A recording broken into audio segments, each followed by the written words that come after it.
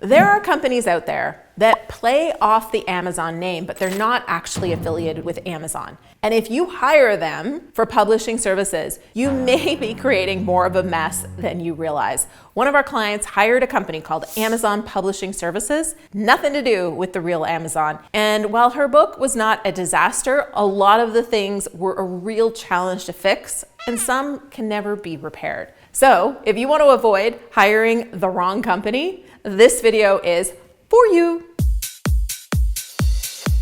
Hey there, I'm Julie the Book Broad, founder of Book Launchers, a full-service self-publishing company helping you write, publish, and promote a nonfiction book to grow your brand and your business. And when you look at what we charge at first glance, sometimes authors think, whew, that was a little more than I expected, and they go to a company that charges half the price. But sadly, many times when a company's charging half the price, it's because they are skipping a lot of important steps, or they're doing things that are very difficult to fix, and they put you in a pickle. And that's what happened when one of our authors hired us in tears over her experience with a company that called themselves Amazon Publishing Services.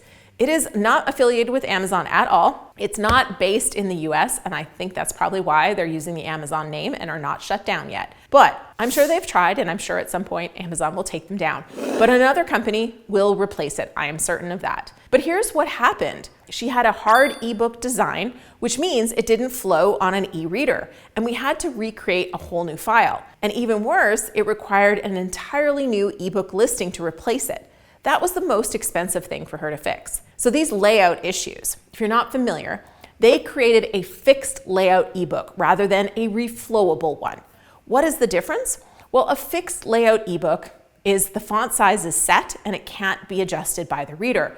It's not compatible with all reader devices, and larger file size can impact your pricing options. A reflowable ebook, on the other side, is a flexible font size and page layout that adapts to screen sizes and the orientation of the device and reader preferences. It is compatible with the widest range of devices, including smartphone and tablets. It's a smaller file size, which makes it easier to download and less likely to impact your pricing options. So having a reflowable ebook is really important. Make sure you ask and get that in writing if you're not certain. Another issue was she was automatically enrolled in Kindle Select without her knowledge, and this meant she couldn't go wide with her distribution until she could exit that program.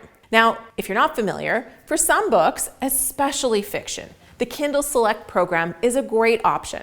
However, this should never happen without clear explanation of the program and the pros and cons for your specific book and genre and your goals, because it's a 90-day commitment, during which time you cannot offer your book anywhere else, not even on your own website. And this also impacts potential royalties due to Kindle Unlimited. So you want to make sure it's okay if you get enrolled, but you want it to be your choice. Next up, her print layout was in Word instead of InDesign, which admittedly some publishers do, but it doesn't allow for a lot of great design elements or easy development of ebook files. So they created the layout using Microsoft rather than Adobe InDesign, and they exported it to PDF. And Microsoft Word can be good for initial formatting of the content, but it's not good for final typesetting and design because it comes with significant limitations on design options, including things like handling images, full bleed, which is taking it to the edge of the paper, and overall customization. Versus Adobe InDesign is specially created for designing professional and technically accurate layouts and designs.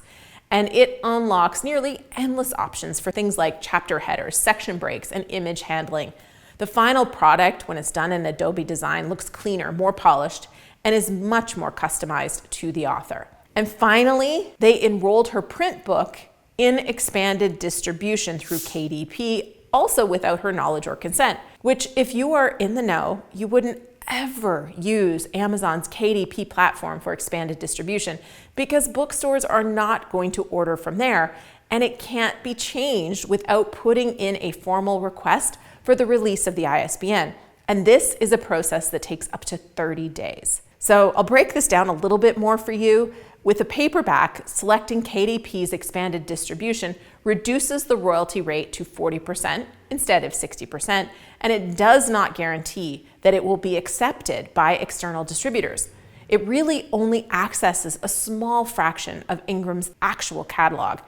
And you can't do hardcover books with this. Now, the big issue here is that it locks that book's ISBN from being available through any other third-party aggregator like Ingram Spark. Versus setting it up through Ingram Spark, which is what we do, the royalty rate with wholesale discount is set at 40%, and it's closer to Amazon's 60% rate. It has ties to Ingram's extensive network of retailers and booksellers, and it's available for both paperback and hardcover. And finally, if library distribution is important to you, exclusivity to Amazon for your ebook and paperback will stand in the way of that goal.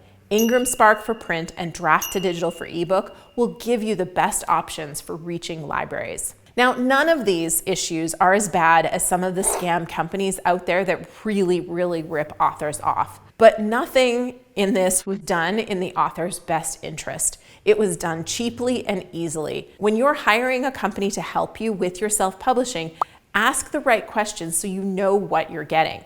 You can also check any company you're about to hire on the Ally Watchdog list, which I will put the link below, to make sure you're getting reputable companies that will do it right.